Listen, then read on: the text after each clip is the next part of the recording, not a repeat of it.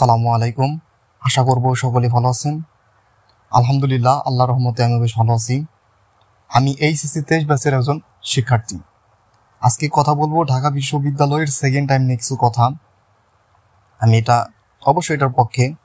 তো ভিডিওর শুরুতে একটা কথা বলবো, আপনারা যারা ভিডিও দেখতেছেন অবশ্যই এই ভিডিওটি বেশি বেশি করে শেয়ার করে দিন আপনাদের বন্ধুদের মাঝে।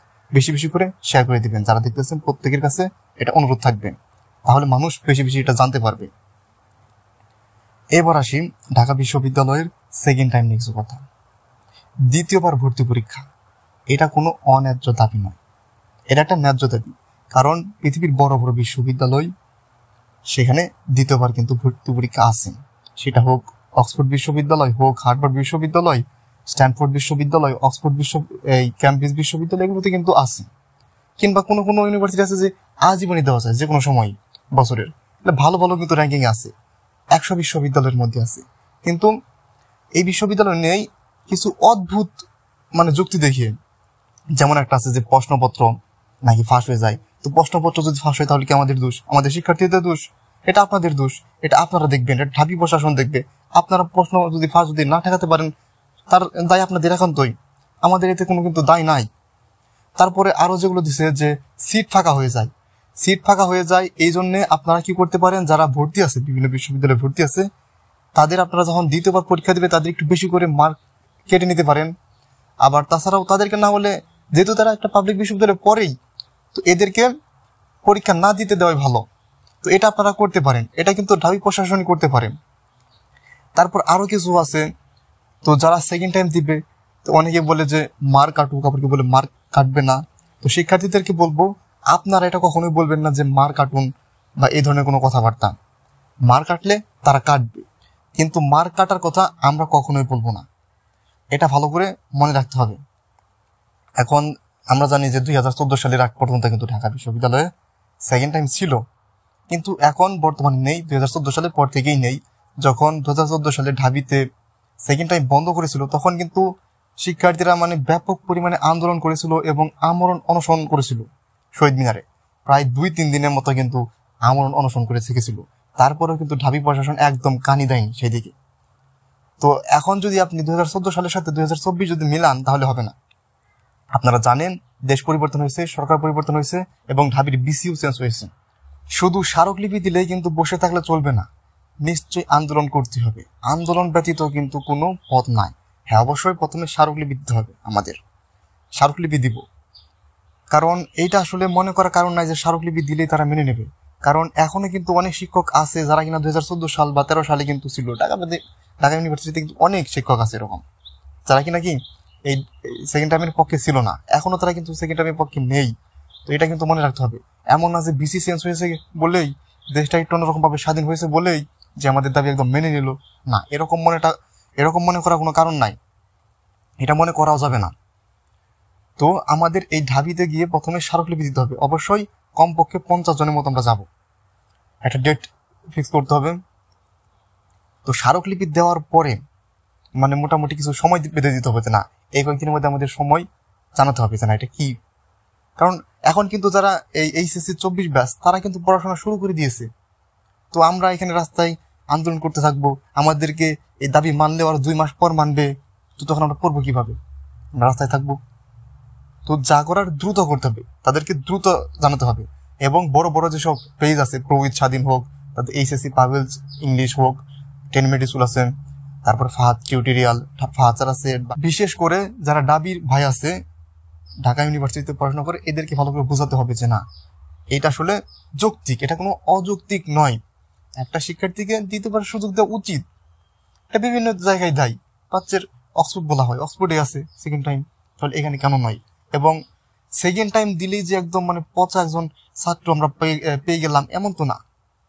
মেডিকেলে তো সেকেন্ড টাইম আছে, সেখানে যারা দেয় তারা তার পচা ডাক্তার বের হয় না, সে কিন্তু ভালো ডাক্তারই বের হয়। আবার রাবি আছে, চবি আছে, জাবিতে আছে, এইসব জায়গায় কিন্তু সেকেন্ড টাইম আছে। সেইখানে তারা যে পড়াশোনা করে কিছু করতেছে না এরকম তো না, করতেছে তো। হ্যাঁ, নির্দিষ্ট করে তারা সিট বেঁধে দিক বা কিভাবে কি করবে সেটা তারা করুক, কিন্তু দিক। সেকেন্ড টাইম আমাদের ন্যায্য অধিকার, এটা আমাদের অধিকার। এটা আমরা কিন্তু ভিক্ষা চাইতেছি না, আমরা অধিকার চাচ্ছি আমরা তাদের কাছে। এরপর আসি যেটা মানুষ বেশিরভাগ বলতেছে যে না আসলে আন্দোলন তো যাবো, আন্দোলন তো করবো, কিভাবে করবো। দেখুন আপনারা যেটা চিন্তা করতেছেন যে আন্দোলন করলে এই করবে ওই করবে, মেরে ফেলবে, না হেনাতে না, নানান ধরনের কথাবার্তা, এখন কিছুই করবে না। আপনি দেখুন ওই আনসারে আরেকটা কথা বলে রাখি, আন্দোলনে আসলে অবশ্যই নারী শিক্ষার্থীদেরকে বেশি আসতে হবে, নারী শিক্ষার্থীদের আসতেই হবে, না হলে অ্যাটাক করতে পারে। অ্যাটাক কারা করবে? ঢাকা বিশ্ববিদ্যালয়ের ভাইরা সম্ভবত অ্যাটাক করবে না। আসলে এখন আনসারের কথা আর শিক্ষার্থীদের কথা কিন্তু এক না। আপনারা দেখবেন এইচএসসি 24 ব্যাচের শিক্ষার্থীদের কিন্তু অ্যাটাক করেনি। আর এটা কি বুঝতে হবে, যখন আনসারদের কেন এখন আনসার দিবি যখন বুঝাইতেছে যে আনসারদের অ্যাটাক করছে, এখন আমরা তাহলে আন্দোলনে নামবো না, এগুলো বলতেছে, কিন্তু আনসারদেরকে কেন অ্যাটাক করলো? তাদেরকে দাবি মেনে নিয়েছিল, তারপরে তার সচিবালয় ঘেরাও করে রেখেছিল। আর ওইসব জায়গায় আমরা কেন যাবো? ওইরকম আমরা কেন করবো? আমরা শুধু ব্যাস আন্দোলন করবো, চতুর্দিকে রাউন্ড দিব। ঢাকা ইউনিভার্সিটির বিভিন্ন মেন যেসব জায়গা আছে, প্রশাসনিক ভবন বিগত বছরে তো করেছে। শেখ হাসিনার আমলে যদি প্রশাসনিক ভবন যদি ঘেরাও দিতে পারে, রাজু ভাস্কে যদি যেতে পারে, এখন কি তার সাথে খুব কি কঠিন সময়? এখন তার সাথে কি খুব বেশি কঠিন কিছু করবে? কেন্দ্রীয় শহীদ মিনারে আমরা যাব সেইখানে। আর অবশ্যই মিডিয়াদেরকে জানাতে হবে, আমাদেরকে কিন্তু অবশ্যই মিডিয়াদেরকে জানিয়ে তারপর কিন্তু যেতে হবে সেখানে। অবশ্যই মিডিয়ার কিন্তু সহযোগিতা খুব বেশি দরকার এখানে, কারণ মিডিয়া যত বেশি প্রচার করবে, হ্যাঁ কিছু মানুষ আমাদের এটা নিয়ে ট্রল করবে, তাদের ফানি মিমস বানাবে, এগুলো বানাক, কিন্তু এগুলো বানালেও কিন্তু আমাদের কথা মানুষ কিন্তু বেশিরভাগ জানবে। কিন্তু এখন যেরকম আমরা করতেছি সে তার মাধ্যমে কিন্তু আমরা বেশিরভাগ ভালোভাবে জানতেছে না, বেশিরভাগ মানুষ কিন্তু ভালোভাবে জানতেছে না। তো এই জন্য আমাদেরকে আন্দোলনে নামতেই হবে, এর কোনো বিকল্প পায় নাই। আর অবশ্যই বললাম তো মেয়েদেরকে অবশ্যই নামতে হবে, কারণ মেয়েরা নামলে এবং ছেলেদের অবশ্যই নামতে হবে, অ্যাটাক করার সম্ভাবনা কম থাকবে, মানে আমাদেরকে আক্রমণ করবে না।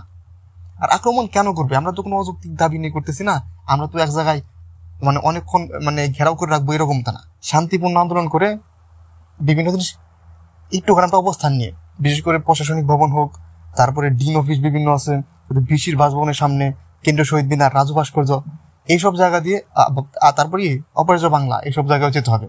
মানে ঢাকা ইউনিভার্সিটির প্রত্যেকটা জায়গায় একটু করে রাউন্ড দিয়ে তারপর চলে আসবো, একদিনে কিন্তু হবে না। আর অবশ্যই যদি স্মারকলিপিতে যদি কাজ হয়, তারা যদি দ্রুত দাবি মেনে নেয়, তাহলে মেনে নিয়ে লই, তাহলে তো আমাদের কোনো বক্তব্য নাই। আর যদি না করে তাহলে কিন্তু আন্দোলন করতে হবে। এবার আসি শেষ কথায়, তাহলে আন্দোলনে যদি না মানি তাহলে আমাদের উপায় কি? আমরা কি প্রতিদিন আন্দোলন করবো? ওই যে একটু কি বললাম যে এইচএসসি 24 ব্যাচে যারা পোলাপান তারা তো পড়াশোনা করতেছে, আমাদের দাবি যদি 2-3 মাস পর মানে, আমরা তাহলে পরীক্ষার প্রিপারেশন নেবো কখন, পড়বো কখন? এবং সময় তো এগিয়ে আসবে, তাই না? এগিয়ে আসবে না? তো এত পরে মানলেও তো হবে না, তো মানতে হবে এর মধ্যে, মানে একদমই এই নিকটবর্তী সময়ের মধ্যেই মানতে হবে। আমাদেরকে জানাতে হবে যে না, সেকেন্ড টাইম থাকছে, এতটুকু জেনে আমরা যদি নিশ্চিত হই তাহলে আমরা পড়তে পারবো। এই মুহূর্তে তো আমরা পড়তে পারতেছি না যে কি হয় না হয়। তো এই জন্য যদি দাবি যদি নাই মানে স্মারকলিপি দিব, আন্দোলন করবো। যে না মানে আমরা কেন্দ্রীয় শহীদ মিনারে, এটা 2014 সাল এবং 15 সালের ভাইরাও করছিল, আমরণ অনশনে বসেছিল। আমাদেরকে সর্বশেষ এই পথ থাকবে, আমরণ অনশন। এই পদ্ধতি করতে হবে। আপনি আমার সাথে দাবি মানেন আর না মানেন, এখানে কমপক্ষে 20 জন ছাত্রছাত্রী লাগবে, কমপক্ষে 20 থেকে 30 জন কেন্দ্রীয় শহীদ মিনারে। আপনারা বলতে পারবেন যে সেইখানে অ্যাটাক করবে, সেইখানে অ্যাটাক করবে না। সেইখানে কোনো এটা কোনো সচিবালয় না যে ওইখান থেকে সারা বাংলাদেশ পরিচালিত হয় না। ওইখানে আপনি যদি আমরণ অনশন করুন তাহলে ওইখানে মিডিয়া বা বিভিন্ন জিনিস আরো চোখে পড়বে। আইটা কথা বলে যে 2014 সাল, 15 সাল আর 2024 সাল এক নয়, এটা আগে বুঝতে হবে। তো এগুলো ছিল আমার মতামত। আমিও এইচএসসি 23 ব্যাচ, আমিও আপনাদের একজন বন্ধু, একজন সহপাঠী।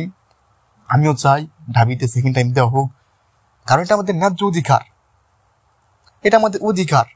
এমন না যে আমরা কোনো পাপ কাজ করতেছি বা আমরা সিট চাচ্ছি না, আমরা পরীক্ষা দেওয়ার অধিকারটুকু চাচ্ছি, ব্যাস এতটুকুই চাচ্ছি। তো এইটা আমাদেরকে দেওয়া হোক। তো এতটুকুই ছিল বলার।